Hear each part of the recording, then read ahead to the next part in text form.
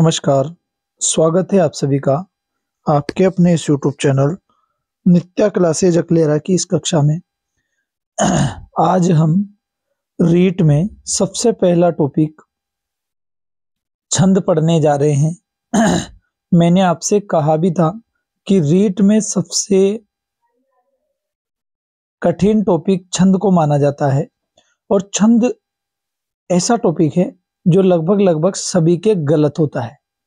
मैं आप लोगों को इस ट्रिक से पढ़ाऊंगा कि आप आज कक्षा देखने के बाद कभी भी आपके गलत नहीं होगा, ये मेरी गारंटी है। बस आपको इतना सा करना है कि मैं जो कहूं उतना सा आपको याद करना है, बस एक लाइन आपको याद होनी चाहिए। अब देखिएगा, मैं आपको समझाने का प्रयास करता हूं। सबसे पहले बात करते हैं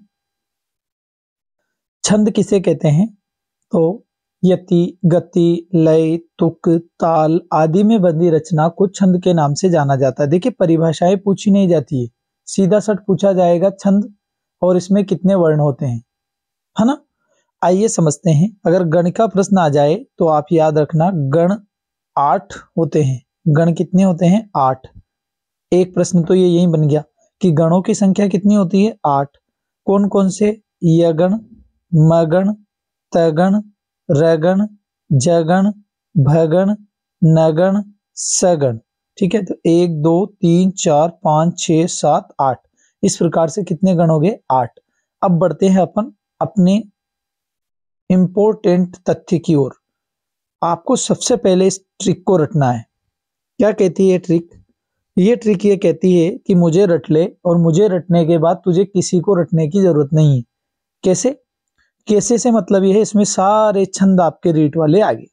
रीट क्या सर? सेकंड ग्रेड के भी आगे। सेकंड ग्रेड क्या सर? फर्स्ट ग्रेड के भी आगे। यूं समझ लीजिए, अगर ये लाइन आपको याद है और मैं जो तरीका बताऊंगा अगर वो तरीका आपको याद है तो फिर आपको घबराने की कोई आवश्यकता नहीं। मैं आपको सबसे पहले इस लाइन का सारा डाउट क्लियर करवा देता हूं। मैंने नीचे स्पष्टीकरण कर रखा है, या देखिएगा। सबसे पहले देखिए, आपको इसे ऐसे याद रखना है कि अ ई उ, अ ई उ व द ब वा मा शी शा स्नग्ध धरा। ठीक है, अब आप सोचेंगे ये कैसे याद करें। देखो, एक लाइन तो याद करने में आपका कुछ बिगड़ भी नहीं रहा। अ ई उ व द ब वा मा शी शा स्नग्ध धरा, ये लाइन आपको रट देनी है और रट करके आपको कोडिंग सेट करनी है। अ के नीचे लिख दो 8। ठीक है, 8 लिखने के बाद 3 बार लिख दो 11, 3 बार लिख दो 12। मैं कह रहा हूं ना, कोडिंग डिकोडिंग सिस्टम अपना लो आप। तो मैंने सबसे पहले कहा कि पहले 8 लिख दो, 3 बार 11 लिख दो, 3 बार 12 लिख दो, 14 15 लिख दो, 17 लिख दो, 19 21 लिख दो, ये आपका छंद खत्म। अब आप कहेंगे ये कैसा तरीका है? मैं यही तो आपको सिखाने जा रहा हूं। मैं क्या कह रहा हूं कि पहले तो एक लाइन रट लो जिसका नाम है अ ई उ व द ब वा मा शीशा स्नग्ध धरा। इस लाइन को रटने के बाद आपको कोडिंग सेट करनी है। कैसे? पहले आप आ के नीचे लिख दो 8, 3 बार लिख दो 11, 3 बार लिख दो 12, फिर लिख दो 14 15, फिर लिख दो 17 19 21, ये आपके छंद खत्म। अब कैसे? देखो, ऐसे मतलब है अनुष्टुप छंद में कितने वर्ण होते हैं? 8।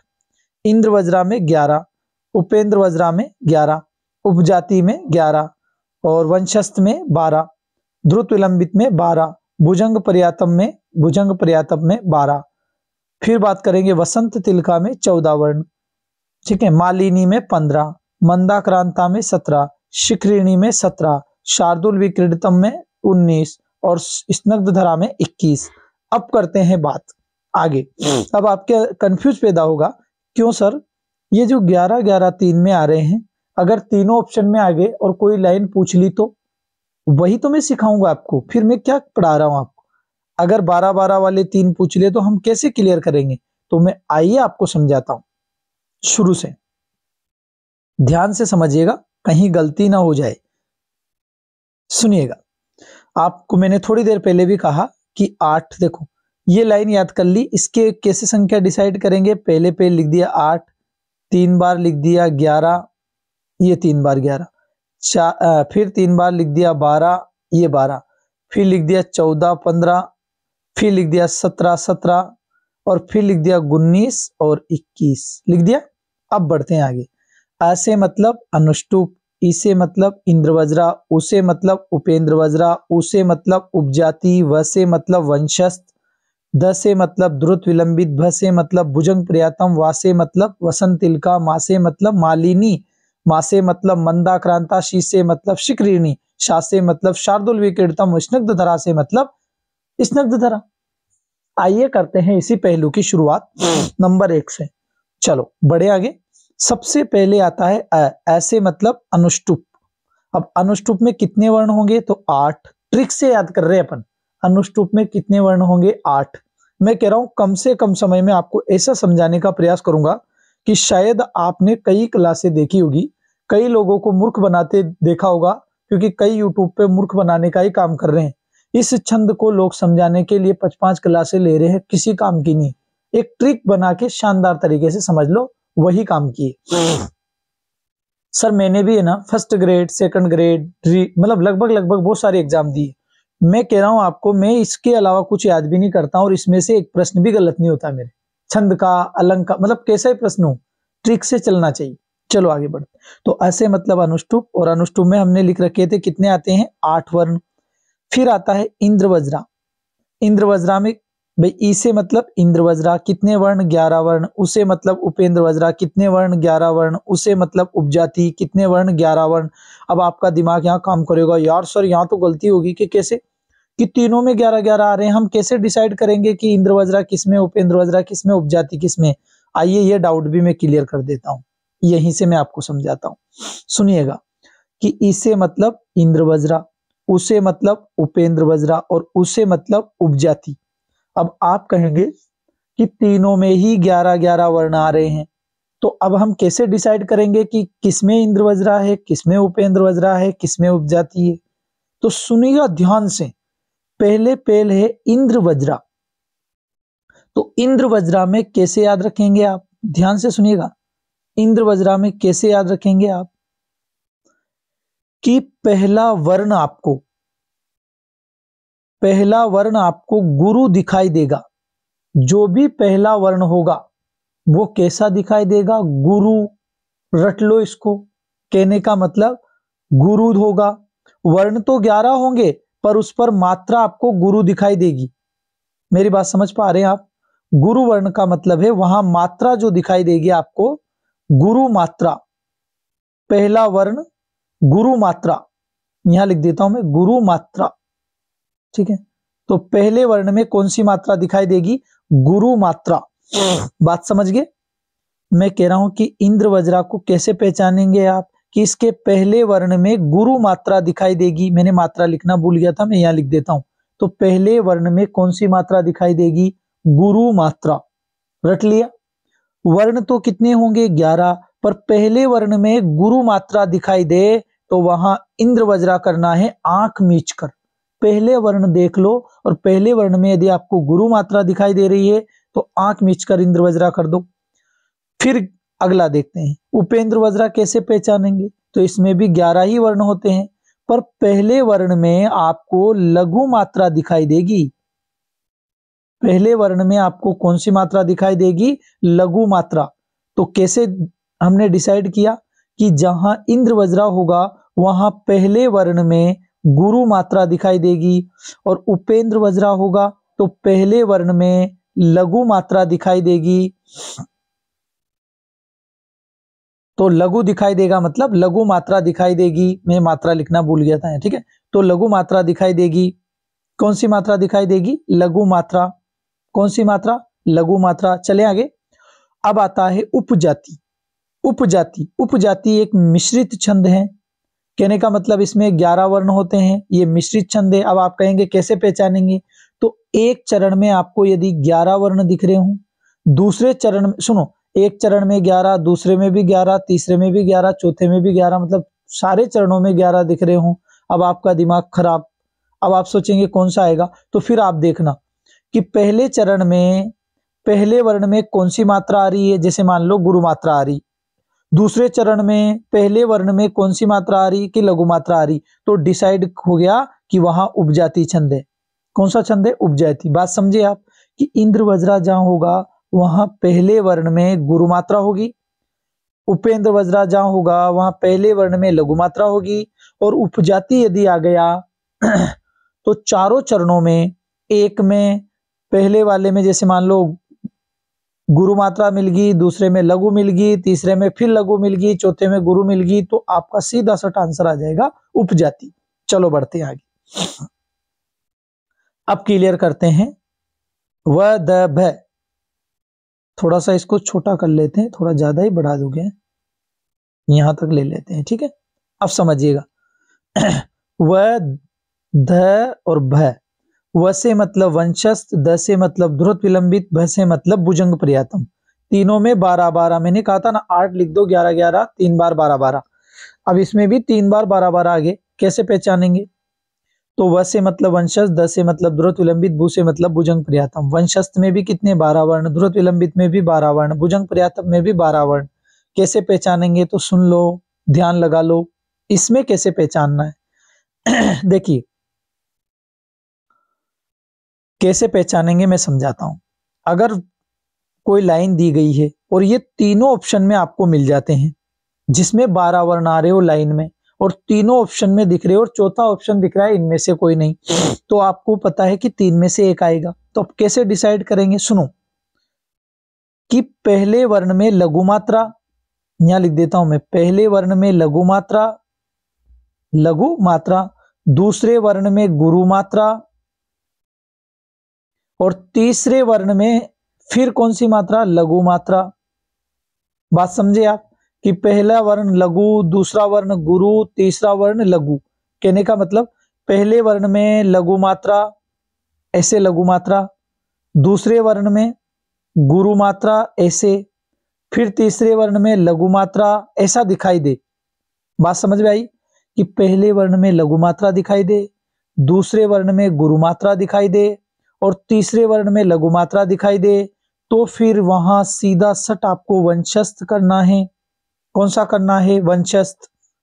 आगे बढ़ते हैं। ध्रुत विलंबित को कैसे पहचानेंगे?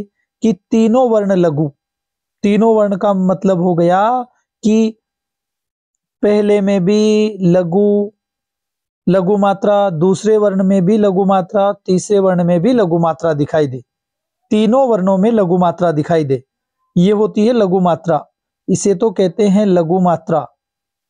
लघु मात्रा मतलब जो वर्ण लघु होता है उस पर लघु मात्रा, और जो वर्ण गुरु होता है उस पर गुरु मात्रा, और इसको कहते हैं गुरु मात्रा। बात समझ गए? तो इसमें तीनों ही वर्णों में लघु मात्रा, तो इसको तो कैसे पहचानेंगे कि पहले में लघु मात्रा, दूसरे में गुरु मात्रा, तीसरे में लघु मात्रा, तो वहां वंशस्थ होगा। ध्रुत विलंबित को कैसे पहचानेंगे आप? कि तीनों में ही लघु मात्रा, तीनों वर्णों में लघु मात्रा। भुजंग पर्यातम को कैसे पहचानेंगे आप? तो आइए इसको समझाता हूं मैं कि इसके पहले वर्ण में आपको लघु मात्रा मिलेगी। सुनना ढंग से, पहले वर्ण में आपको लघु मात्रा मिलेगी, दूसरे वर्ण में गुरु मिलेगी, तीसरे में भी गुरु मिलेगी। अब देखो कितना शॉर्ट तरीका है यार। शायद मैं कह रहा हूं सर कि मैंने जाने कितनी मेहनत करी होगी जब जाके मैं भी यहां तक पहुंच पाया हूं, नहीं तो मैं भी नहीं पहुंचा था। जो लोग पढ़ाते हैं ना, पूरे संसार का ज्ञान ही अपन को ही देना चाहते हैं। मन में आ रहा जो पढ़ा रहे लोग, खींचड़ा ही खींचड़ा पढ़ा रहे, बच्चों को समझ में ही नहीं आ रहा है। क्यों पढ़ा रहे हो सर? कोई काम का नहीं, वो पढ़ाओ जो काम का है। तो वंशस्थ में पहले वर्ण में आपको लघु, दूसरे में गुरु, तीसरे में लघु, तो वहां वंशस्थ डिसाइड कर दो। ध्रुत विलंबित में तीनों में लघु, सीधी सट बात है, मतलब तीनों वर्ण पहले के लघु दिखेंगे आपको। भुजंग पर्यातम को कैसे पहचानोगे? एक लघु मात्रा, मतलब पहले वर्ण में लघु मात्रा, दूसरे वर्ण में गुरु और तीसरे में गुरु। आइए इससे आगे की पिक्चर समझते हैं। फिर भी यदि आपको कोई कंफ्यूजन पैदा हो तो अभी मैं नीचे फिर एक लाइन फिर मतलब विस्तृत करके समझाऊंगा। अब देखो वा, मा, मा। वा से मतलब है वसंत तिलका, वा से मतलब वसंत तिलका। इसमें 14 वर्ण होते हैं, तो ये तो एकदम क्लियर है। 14 वर्ण अगर गिनती में आ रहे हैं तो सीधा सट आपको करना है वसंत तिलका। अगर बात करते हैं मालिनी, क्या करते हैं? मालिनी। अब देखो मालिनी से मतलब है, माँ से मतलब है मालिनी, तो यहाँ 15 वर्ण आ रहे हैं, तो 15 वर्ण केवल मालिनी में आ रहे हैं, तो कोई दिक्कत नहीं, इसको भी हटा दो, ये भी क्लियर है एकदम। फिर आ रहा है माँ, माँ से मतलब है मंदाक्रांता, माँ से मतलब है मंदाक्रांता। इसमें आ रहे 17 वर्ण। कितने आ रहे हैं? 17 वर्ण। शी से मतलब है शिखरिणी, इसमें भी 17 आ रहे हैं, ये लो, ये कंफ्यूजन पैदा, इनको लो अब। कि माँ से मतलब मंदाक्रांता, शी से मतलब शिखरिणी, इसमें भी 17, इसमें भी 17, हो गया खतरा पैदा, 17 17 उठ गया खतरा। अब कैसे डिसाइड करेंगे अगर दोनों में 17 17 वर्ण आ रहे हैं? बात समझ में आ रही है? कोई लाइन आपने देखी, उसमें वर्ण गिने, सबसे पहले 17 17 आ रहे हैं, अब कैसे डिसाइड करेंगे आप? तो सुनिए, आपको डिसाइड कैसे करना है। यदि पहला वर्ण आपको गुरु दिखाई दे, कहने का मतलब गुरु मात्रा, पहले वर्ण में आपको कौन सी मात्रा दिखाई दे? गुरु मात्रा, तो आंख मीच करके मंदाक्रांता ठोक देना ऑप्शन में। अगर शिखरिणी की अगर बात करें, कैसे पहचानोगे? तो पहले वर्ण में यदि आपको कौन सी मात्रा? लघु मात्रा दिखाई दे, कौन सी मात्रा? लघु मात्रा दिखाई दे, तो आंख मीच के ठोक देना शिखरिणी है। कितना शॉर्ट तरीका है सर। मैं कह रहा हूं कि 17 वर्ण अगर गिनती में आ रहे हैं और वहां ऑप्शन में आपको दोनों छंद दिख रहे हैं, मंदाक्रांता भी दिख रहा है, शिखरिणी भी दिख रहा है, तो आप कैसे डिसाइड करेंगे कि यदि पहला वर्ण गुरु मात्रा आ रहा है तो आंख मीच कर मंदाक्रांता ठोको, और पहला वर्ण यदि लघु मात्रा आ रहा है तो आंख मीच कर शिखरिणी ठोको। ठीक है सर, इतनी शॉर्ट ट्रिक है, लेकिन आप लोगों को इस वीडियो को अगर एक बार समझ में नहीं आई तो 2 बार देखना है, क्योंकि ये जो मैंने है ना, ये समझ लीजिए बहुत मेहनत करी। आपको तो मैं थोड़ी सी देर में पढ़ा रहा हूं, लेकिन शायद मेरी मेहनत को वही समझ सकता है जो बहुत गहराई से पढ़ेगा। आइए इससे आगे बात करें। अब बचा शाह।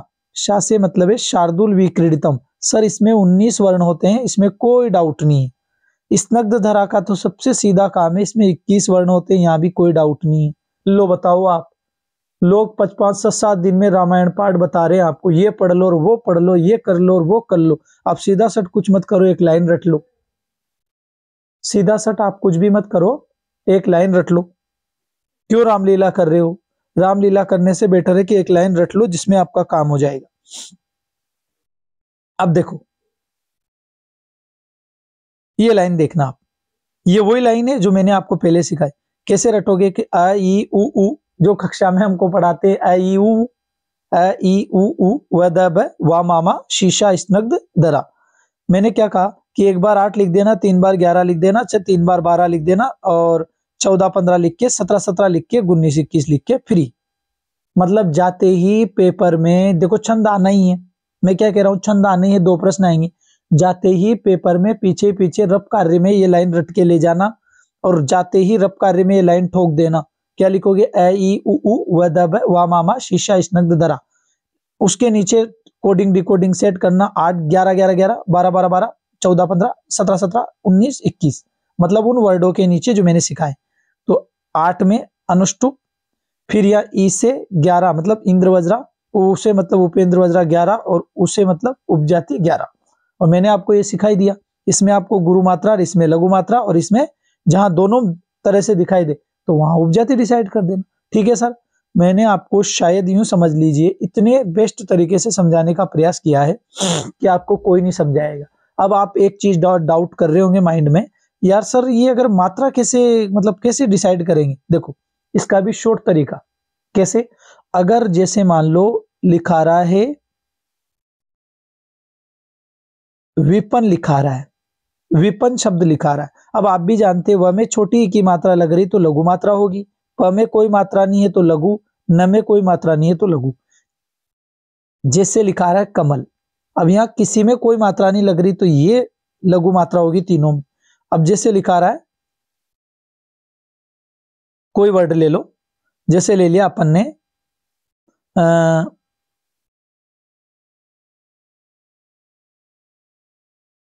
जैसे मान लो कोई वर्ड ले लिया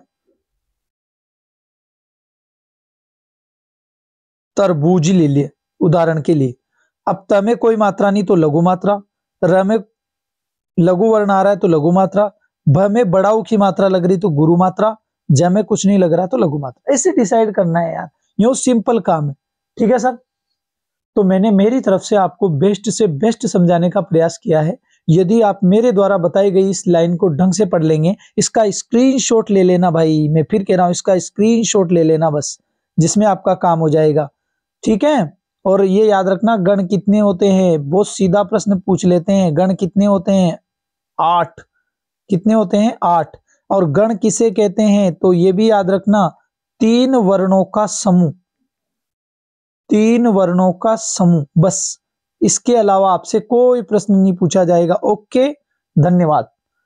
अगर मेरे द्वारा पढ़ाई गई कक्षा आपको ऐसी लगे कि वास्तव में काम की है और इससे आपके प्रश्न सही हो जाएंगे, तो फिर आप इसको जरूर अपने दोस्तों तक शेयर कीजिएगा ताकि और को भी फायदा मिले। आप सभी का बहुत बहुत धन्यवाद। इसी तरह साथ देते रहिएगा। जय हिंद, जय भारत। मिलते हैं फिर कल वाली क्लास में। Thank you.